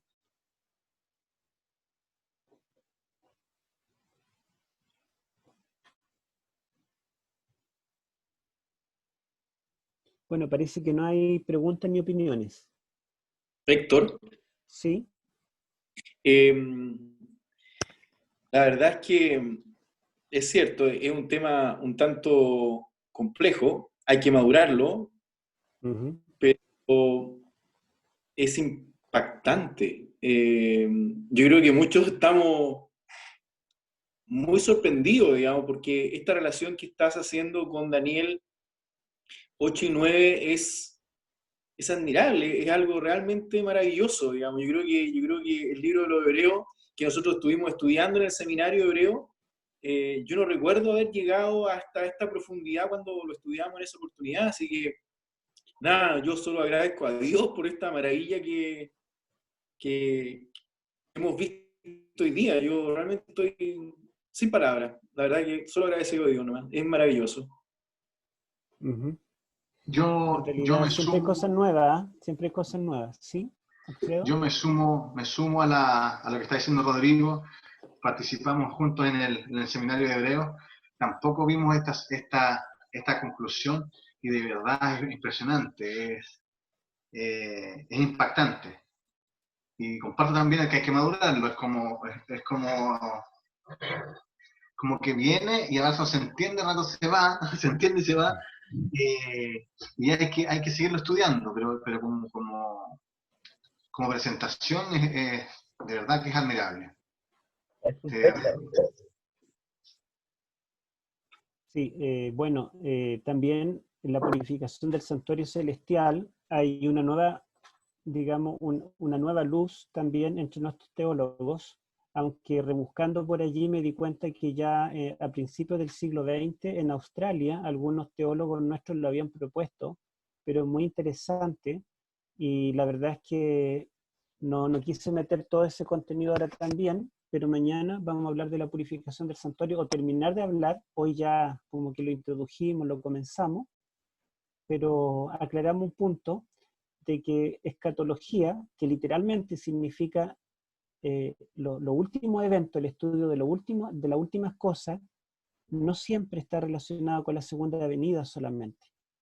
Y vimos varias frases, ¿verdad?, que utilizan los autores del Nuevo Testamento para referirse a los últimos días, pero para ellos los últimos días comenzaron en su tiempo. Sin embargo, esta frase es distinta a otras frases que se utilizan en la Biblia y que se refiere específicamente a un periodo en torno a la segunda venida. Como en hebreo, ¿verdad? Etket, que significa tiempo del fin, y Beaharit Hayamin, que significa la era mesiánica, que es mucho más abarcante, ¿verdad? Yo Pastor, tengo una pregunta, Sí. pero adelante, la hermana primero. ya, ok, gracias. Cuando se refiere a los postreros días, me llama la atención, es del Antiguo Testamento hasta 1798, ¿cierto? Después viene, desde ahí empieza el tiempo del fin, pero desde ese periodo hasta hacia adelante, ¿se repite la palabra postreros días? ¿Lo habla de esa manera o solamente hasta ese tiempo se utilizó ese término? Bueno, lo primero es que los postreros días no es que terminen en 1798. Los postreros días comienzan con la primera venida y terminan con la segunda venida. Pero el tiempo del fin comienza en 1798 y termina también con la segunda venida. O sea, de 1798 hasta la segunda venida se superponen tanto los postreros días como el tiempo del fin. Solamente que los postreros días comenzaron hace 2000 años atrás. Pero en cambio el tiempo del fin comienza desde 1798 en adelante. Por eso es que, por ejemplo, cuando Daniel, el tema de la purificación del santuario, él quiere saber, el ángel le dice, anda Daniel, porque esto es para el tiempo del fin. Entonces, si le dice que es para el tiempo del fin, significa que la purificación del santuario comenzará después de 1798. No es algo que va a ocurrir en su tiempo. ¿Mm? Lo mismo cuando pregunta allí el ángel en el capítulo 12 que cuánto tiempo durará la persecución o cuándo va a venir digamos, como el alivio de esta persecución de los tiempo y medio tiempo. Dice que una vez que terminen los tiempo y medio tiempo de persecución, ahí comenzará el tiempo del fin. Y dice que será allí, en el tiempo del fin, cuando el libro sellado se va a entender. Allí se entenderán esas profecías que no fueron entendidas en otro periodo. Y nosotros vemos que se cumple en la historia del cristianismo que estas profecías no fueron entendidas antes y tampoco hubo interés en el estudio de estas profecías. el interés del estudio y el descubrimiento de estas cosas vino después de 1798. El hermano Benigno... A ver, hermana, ¿alguien iba a decir algo? El Hermana hermano Carolina. Miguel, sí, Miguel Sí. Torres tiene una pregunta. Ya. Y Benigno también Miguel había quedado. A ver, Torres. escuchamos al hermano Miguel, después a Benigno. Hermano Miguel Torres. Sí, hola. Tapia. No, Torres. Torres. O sea, yo Miguel Torres. hice una pregunta, ¿se En escucha, el no? chat. Sí. Ah, ya. Hice una pregunta en el chat, pero la digo acá. ¿Cuál es el libro que se cita de William Johnson cuando explica la alternancia entre los géneros expositivo y exhortativo? Yo se lo muestro acá. Es el libro Bendita Certeza. Es chiquito, pero yo lo encuentro una verdadera maravilla. Acá, por acá lo tengo. Este libro fue el auxiliar del folleto del año 1986. El folleto también es una maravilla, pero mi colección de folletos está en Santiago y yo estoy a kilómetros, así que no he podido repasarlos. Y este librito, en realidad, que es auxiliar del folleto de William Johnson, fue un resumen de un libro que se llama igual, pero en inglés, que es como el doble del tamaño, y es un libro, pero muy, muy bueno sobre hebreos. William Johnson hizo su tesis doctoral en la epístola a los hebreos, justamente sobre el tópico de la expiación. Así que él es una autoridad en este tema. Aunque él ya jubiló, pero de todas maneras lo que él escribió ha sido muy valioso. ¿De qué año es? Este es del ¿De qué año es? 1986. Este Ok. fue un folleto que comentó Habacuc y Hebreos. Entonces él comenta Habacuc y Hebreos. Pero los reales aportes de él están acá en el tema de Hebreos. Entre paréntesis, fue William Johnson el que rebatió a Desmond Ford en la década de 1980 en relación al santuario en la epístola de los Hebreos.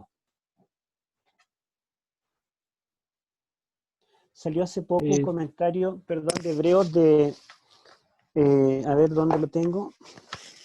Un comentario de Hebreos de George Wright. A ver, ¿dónde lo tengo? Pero bueno, yo lo compré en la Universidad de Walla Walla el año pasado, pero él dice, no lo encuentro, pero es de esta misma colección. Este es de Eclesiastés, pero George Knight en el prólogo dice que la verdad es que él no aporta nada nuevo, sino que él está tomando las ideas de William Johnson y la está expresando en su propia forma de expresarse. Entonces, todavía William Johnson sigue siendo como el referente en ese tema.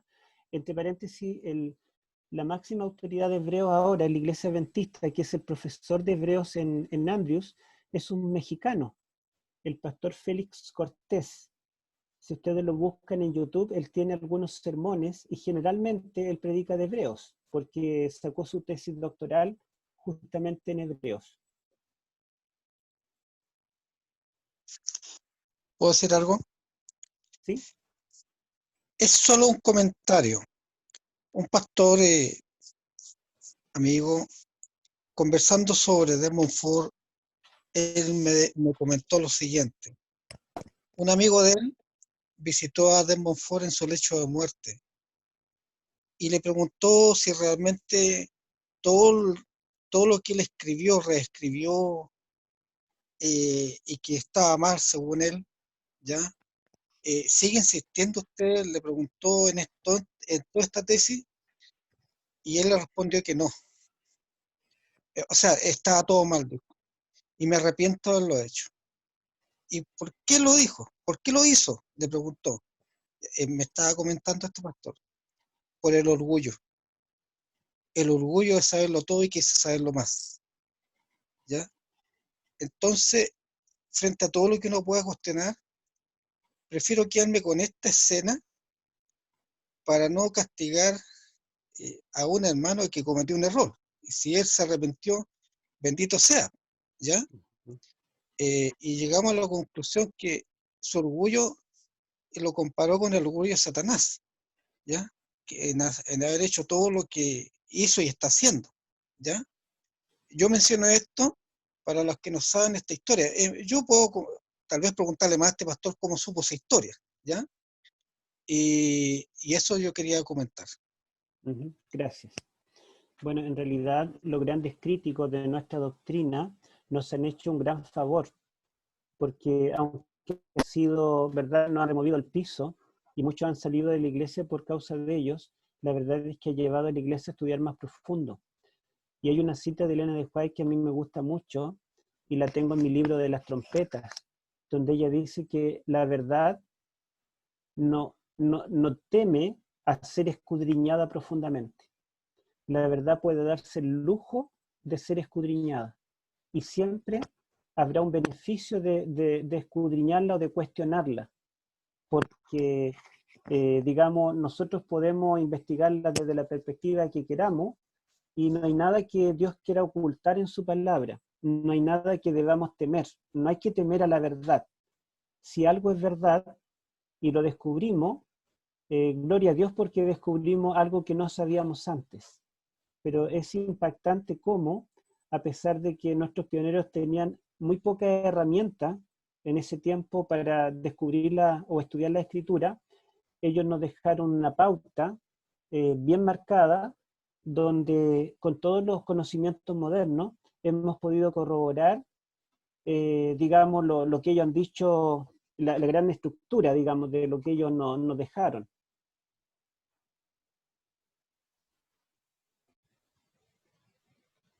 Sí, así es. Tenía muy poca herramienta. A ver, allí, hermano, se me olvida el nombre, pero levantó la mano. Tesorería Iglesia Adventista, dice. ¿Cómo está, Héctor? ¿Cómo le va? Fernando Díaz. Bien, Fernando un gusto, Díaz. hermano. Sí, ¿cómo está? Qué gusto de Buenos escucharlo. días. Y Gracias. saludar a mis queridos hermanos que están todos ahí, la familia, ¿no? Tenía justamente deseos de hablar con usted y recién hace un ratito Daisy, mi señora, me invitó. Así que yo estoy invitado para escucharlo y me siento muy contento. Un poquito fuera de lo que estamos hablando, tenía interés después que me enviara su teléfono y su correo porque tiene que ver con un asunto relacionado con libros. Conversamos después. Sí. ¿Me está escuchando? Sí, lo escucho. Y lo otro, me gustó mucho eso del título de ese libro, ¿no? La bendita certeza. La bendita certeza. Es cierto, estamos dando un enfoque más bien un poco cierto para muchas personas doctoral y muy, muy detallista, que es muy bendecido eso de lo que está exponiendo usted, ¿no? Sin embargo, la palabra certeza y agregado con la palabra bendita tiene es como una especie de un sedante maravilloso, es como tomar agua fresquita en el desierto, en los momentos que estamos viviendo.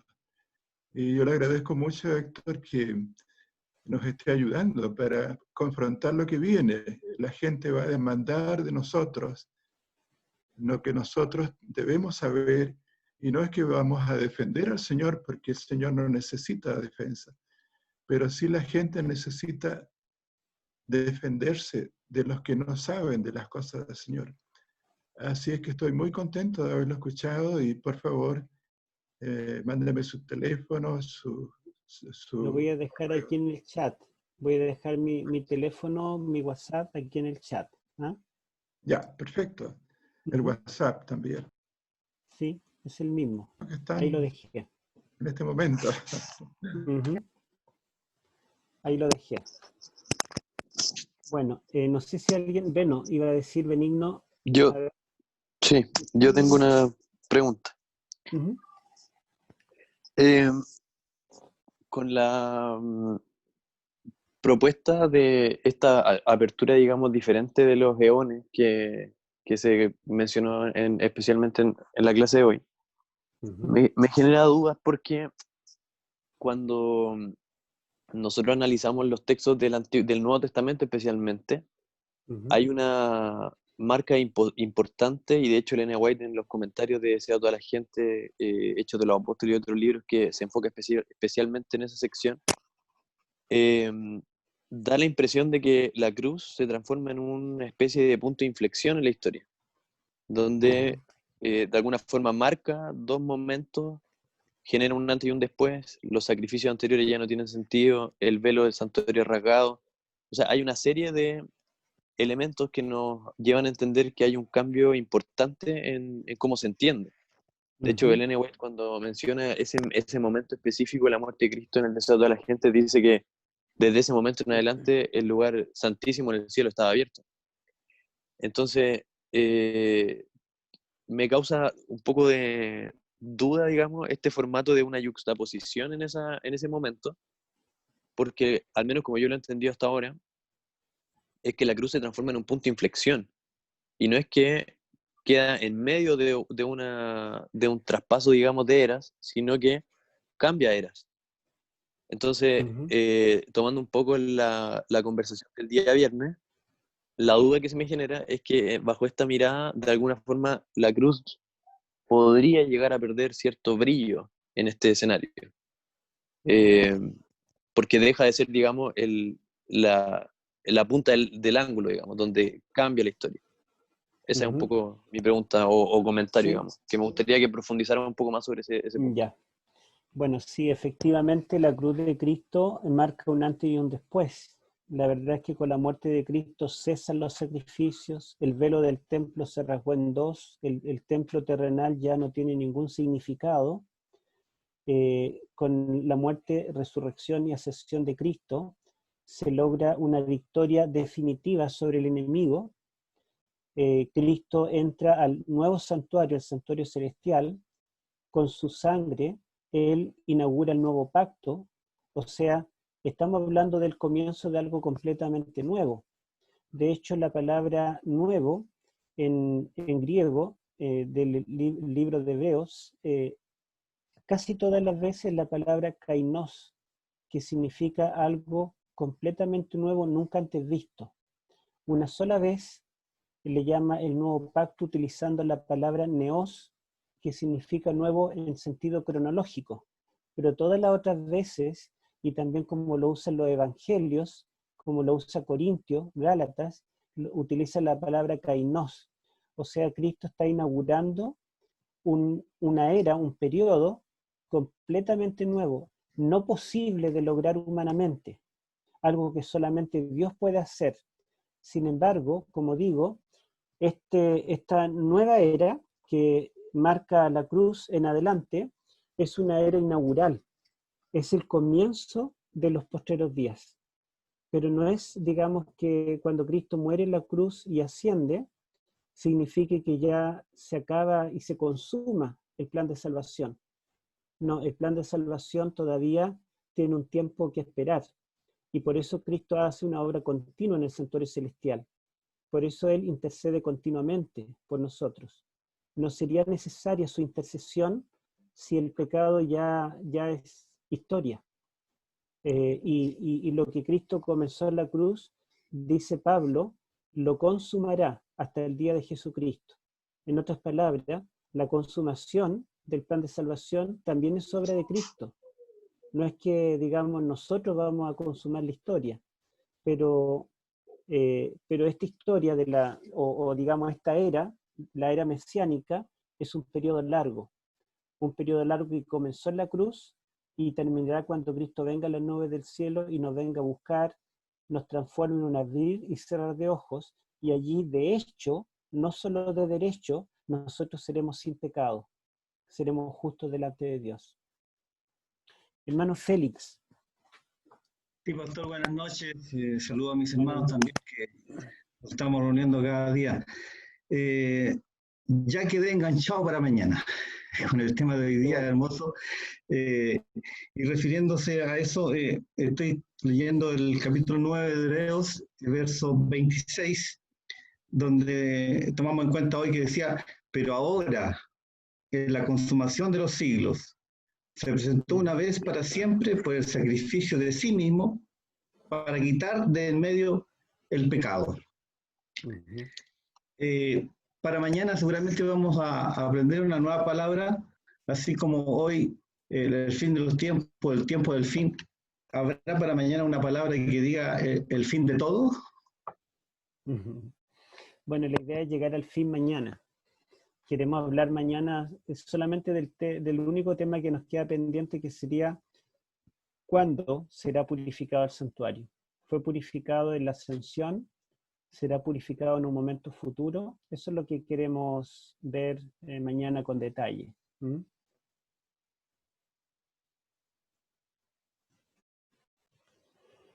Bueno, Sí. hermanos, no sé si... Por ¿alguien favor, más? ¿sí? Hermano Pablo. Sí, quisiera clarificar algo. El texto que se encuentra en Hebreos 6:19, cuando habla del ancla del alma, y quiero ver confirmar si entendí bien. Cuando se hizo la comparación del pueblo de Israel, cuando en su travesía hacia Canaán, y llegamos a nuestra travesía que estamos haciendo ahora hacia la celestial, esa ancla del alma, así como ellos en ese momento iban avanzando y una vez al año el sacerdote entraba al lugar santísimo, ahora sabemos que Jesús está, tenemos la seguridad entonces, como dice el texto, que el Señor va a salir triunfante con nuestros casos ya resueltos en el momento que termine el juicio investigador. ¿Estoy bien orientado en ese punto? Sí, lo que, digamos, lo que el apóstol está asegurando allí es que la entrada de Cristo al santuario celestial es nuestro cable a tierra, en nuestra ancla, en nuestra firmeza, en nuestra seguridad. La seguridad nuestra, la estabilidad, no está en los bienes materiales que tengamos acá, no está en la fe que nosotros tengamos, no está en los logros que hayamos tenido, aunque sean logros espirituales, sino que nuestra ancla está puesta absolutamente en la obra de Cristo que realiza en el santuario celestial.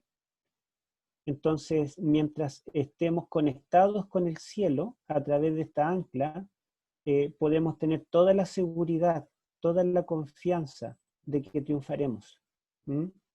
Pero lo que yo quería decir, además, es que esta metáfora del ancla, justamente, por una parte nos da la plena certeza de estar seguros de que la tormenta no nos va a matar. Pero al mismo tiempo, el ancla no está hablando de que ya llegamos al puerto. El ancla nos está diciendo que estamos en medio del camino. El ancla no nos dice que ya llegamos a ese mundo de gozo y paz, sino que el ancla nos está diciendo que estamos en medio de la tormenta. O sea, si nosotros vemos peligros, vemos enfermedad, vemos sufrimiento, no significa que Cristo nos desamparó. No es que se fue al cielo y pasaron 2000 años y se olvidó. No, Él está haciendo algo por nosotros. Él está activo. Es nuestra ancla. Pero como les digo, falta todavía un poco para que lleguemos al puerto. Por eso el apóstol cita el libro de Habacuc, justamente, porque dice, hermanos, aún un poco y el que ha de venir vendrá y no tardará. O sea, está diciendo, tengan paciencia, esperen un poco más, porque Cristo sí va a venir. Pero justamente para el apóstol, la segunda venida es algo futuro. Él espera que falte poco, pero sabe que la segunda venida, cuando Cristo realmente nos lleve con Él, es algo que todavía no ha ocurrido. Porque a través de la historia hubieron cristianos que interpretaron que Cristo ya había venido espiritualmente y que nosotros ahora ya estábamos en el cielo en un sentido espiritual. Entonces ese grupo de cristianos no espera que Cristo venga por segunda vez en las nubes, porque Cristo ya consumó todo, entonces ya estamos en el cielo. Pero no es lo que el apóstol está diciendo. El apóstol reconoce que la segunda venida es futura, que el juicio final es futuro. Sin embargo, él está diciendo que en el presente nosotros podremos tener toda la seguridad y la estabilidad de que Cristo ha triunfado ya y llevó la victoria al cielo. Tenemos un representante humano en el cielo. Eso es lo que está diciendo, ¿sí? Pastor, yo tengo una observación adicional respecto a la pregunta anterior. Es que Cristo, cuando en la cruz de hecho exclama el consumado es, la descripción que hace Elena White, además de conmovedora, es bien pragmática, porque comenta que en ese momento el plan de la salvación fue ejecutado y la victoria fue completa. De hecho, comenta incluso que los ángeles gritan de alegría y hay gozo en el cielo porque entendieron que el reino había sido arrebatado. Entonces, si bien nosotros hoy todavía lidiamos contra el pecado y estamos en un contexto donde Satanás aún no ha sido exterminado, como yo entiendo, el plan de la salvación es que ya fue consumado. Y nosotros estamos en una etapa ahora en la que estamos viendo cómo se desencadenan los hechos que ya están anunciados, pero que en realidad no tienen opción de cambio. Entonces, a eso un poco apunto con el tema de cómo entendemos esta yuxtaposición que existe en que la cruz no termine siendo el eje principal, sino que pueda existir, digamos, una alternativa o un tiempo en que hay ciertos paralelos que cambian un poco ese escenario, porque la explicación evangélica creo que puede cambiar también la conclusión, de entender un poco si nosotros hoy día deberíamos tener o no seguridad de la salvación, o seguridad, digamos, de la obra que Cristo vino a hacer. De hecho, le quiero compartir una cita acá que puede ser, digamos, útil. Dice, desde antes que fueran echados los cimientos de la tierra, el Padre y el Hijo se habían unido en un pacto para redimir al hombre en caso de que fuese vencido por Satanás. Había unido sus manos en un solemne compromiso de que Cristo sería fiador de la especie humana. Cristo había cumplido ese compromiso cuando sobre la cruz exclamó, consumado es, se dirigió al Padre. El pacto había sido llevado plenamente a cabo, ahora declara, Padre, consumado es, he hecho tu voluntad, oh Dios mío, he completado la obra de la redención, si tu justicia está satisfecha, aquellos que me has dado, quiero que donde yo estoy, ellos estén también conmigo. Eso aparece en la página 773 del Deseo a toda la gente. Sí, sí, es lo que estamos diciendo, ¿verdad? Que Pablo dice que Cristo murió una vez para siempre, que el pecado, el precio del pecado ya está pagado completamente, no es necesario otro sacrificio, el sacrificio para lograr, digamos, la victoria definitiva sobre el pecado ya fue pagado, y todo esto está en tiempo pasado puntual, o sea, eso fue acabado, está consumado, no es que sea un proceso. La victoria, ¿verdad?, sobre el pecado por parte de Cristo es algo acabado, no es un proceso. Pero es interesante que yo no lo mostré. Si ustedes estudian la palabra salvación en el libro de los Hebreos, la palabra salvación aparece como algo consumado, terminado. Pero también la salvación aparece en otras partes de Hebreos como algo futuro. Y pareciera una contradicción, pero no. Es justamente porque el apóstol tiene o presenta una escatología inaugurada, pero que falta el cumplimiento, el fin de esa era escatológica. Por ejemplo, el apóstol dice en el capítulo 9 que cuando Cristo venga, vendrá para salvar a los que le esperan. Entonces pareciera que recién nos va a salvar cuando venga en su segunda venida. Pero por otro lado, en otra parte de la epístola, dice que Él nos salvó, no con cosas, digamos, no con sacrificios de animales, sino con su propia sangre. Entonces ya nos salvó, pero al mismo tiempo dice que Él nos salvará cuando venga. Y eso es lo que podemos decir, ¿verdad?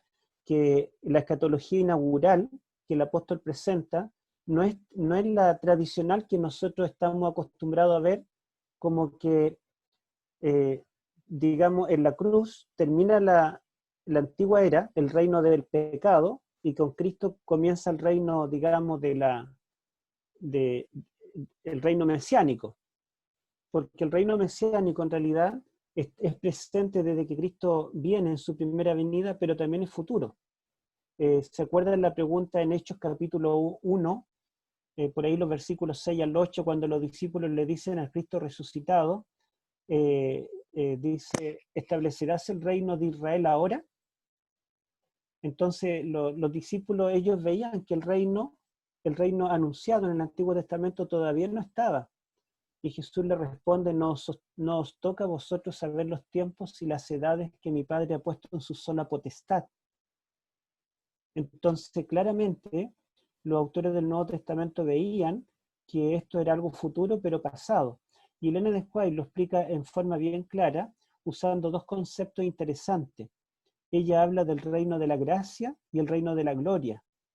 Dice que Cristo ya está reinando en el trono de la gracia. Él se sentó en el trono de la gracia y Cristo ya inauguró el reino de los cielos, el reino de gracia. Pero ella dice que el reino de gloria es futuro. Cuando el Hijo del Hombre venga, se sentará en el trono de su gloria. Entonces, el reino es presente y el reino es futuro todavía. Es lo que algunos teólogos le llaman el ya y el todavía no. Ya, porque ya comenzó, y todavía no, porque en algún modo todavía no comienza. Quisiera mencionar algo también, pastor. Uh-huh. Creo que igual es importante, por ejemplo, destacar el punto que mencionaba el hermano Benigno, porque creo que que la cruz sea el centro solamente tiene que ser el centro de nuestra teología y de nuestro argumento, ¿cierto? Solamente para nosotros, sino que también para el presente y el futuro. De hecho, el sacerdote oficial en el día de la expiación, los argumentos que presentaba en el día del juicio eran los argumentos del Calvario, los argumentos del altar del sacrificio. Sí.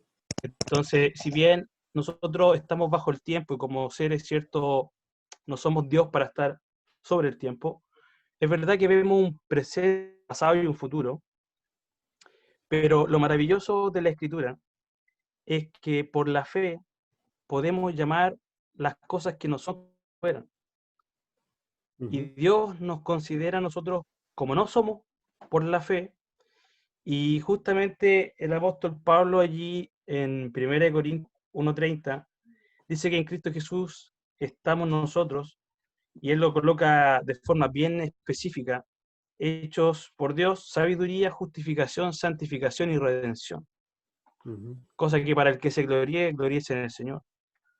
Ahora, cuando leemos esos pasajes, por ejemplo, y después vamos a Romanos capítulo 8, donde el apóstol pues coloca una frase que él da por seguro, que pase lo que pase, seguro de su salvación, seguro de su condición frente a Dios, por la obra.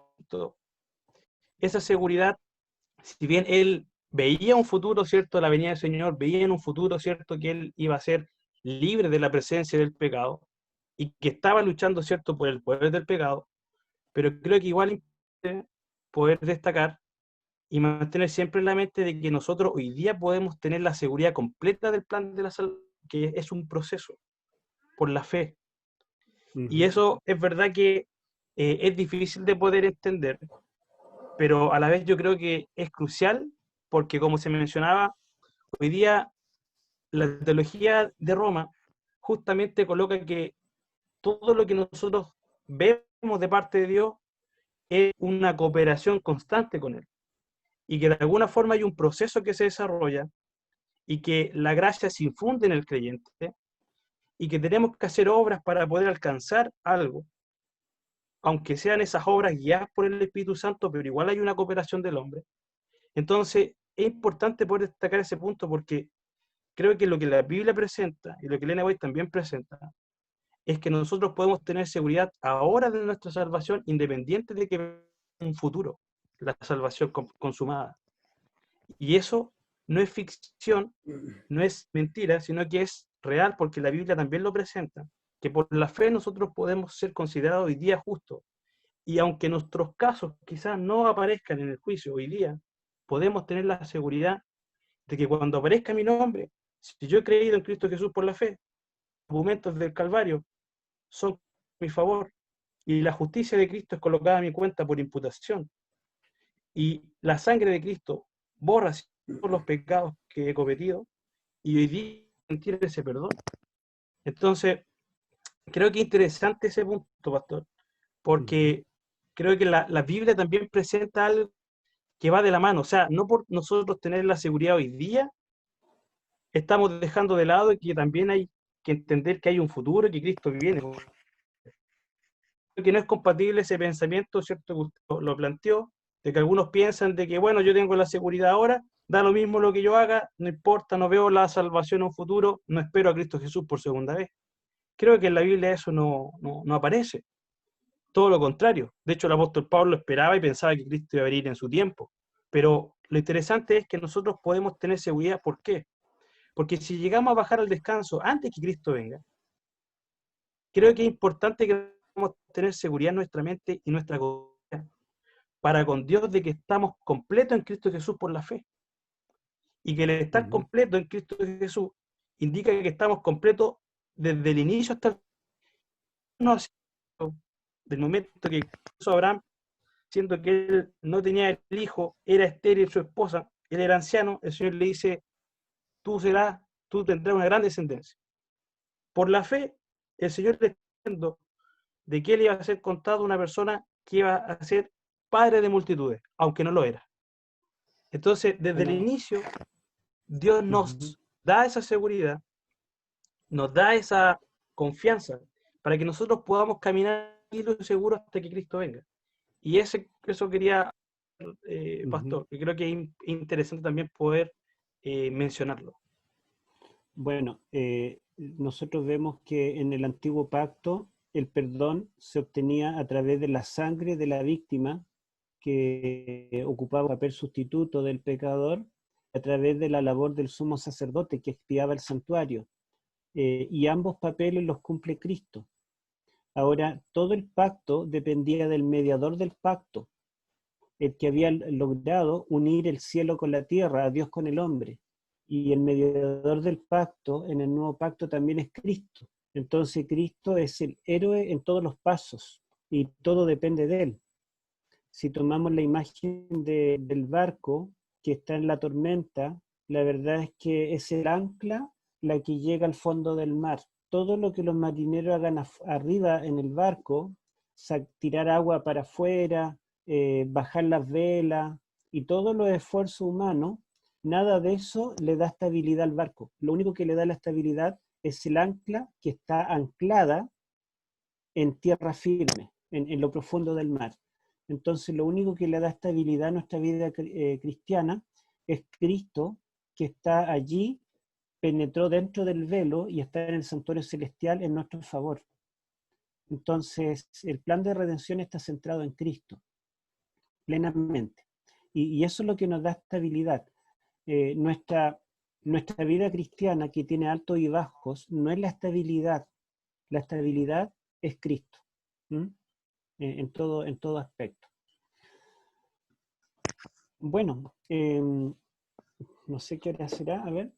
Pastor, ¿Ya estamos en la hora? ¿Sí? Pastor, Sí, soy la hermana María Valenzuela. A ver, hermana Valenzuela y después el Yo hermano Silvano. sí, Pastor, gusto saludarlo. Igualmente, hermana. Pastor, me siento muy delicada de salud, así que pido oración por mí.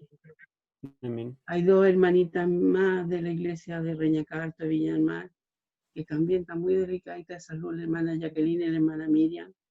Pido oración por ellas también. Y pido esta oración por mí, porque la verdad que mi salud está bien delicada, estoy en cama en estos momentos. Y estoy, incluso, para mí esta pandemia ha sido una bendición, porque he estudiado más que nunca, como le he contado a usted, y he orado más que nunca. Pero estoy media complicada y ya estoy teniendo un poquito de miedo porque estoy teniendo síntomas que no sé si son mi gripe o esta famosa pandemia. Así que pido oración, que se haga la voluntad de Dios en realidad. Bueno, al terminar entonces en la oración vamos a incluir nuestra hermana Gloria y las otras hermanas de Reñaca Alto. Vamos a escuchar la última opinión del hermano Silvano y vamos a orar. sí. Amén. Bueno, vamos a tener en nuestra oración a la hermana Gloria Valenzuela.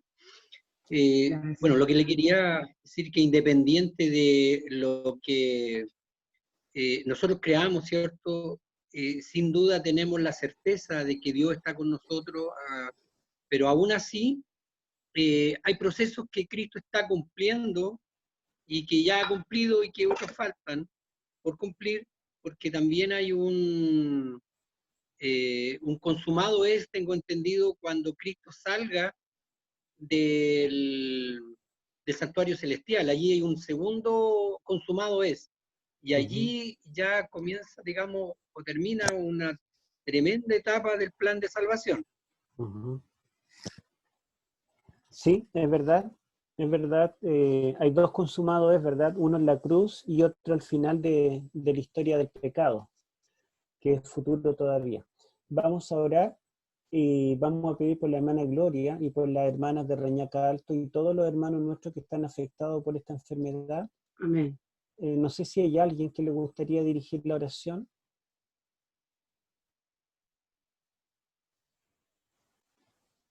Hágalo usted, pastor, por favor. Ya, la dirijo yo.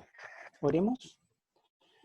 Padre Celestial, te queremos dar gracias porque a pesar de nuestra situación débil en cuanto a salud, en cuanto a la lucha contra el pecado, en cuanto a la vulnerabilidad de enfermarnos, de morir, de perder el empleo, de pasar hambre, te damos gracias, Señor, porque tenemos toda nuestra seguridad en los cielos, en Cristo, nuestro sumo sacerdote, en su sangre, que ya fue derramada una vez para siempre, que el perdón del pecado ya lo logró en la cruz, que la victoria sobre el enemigo ya es un hecho.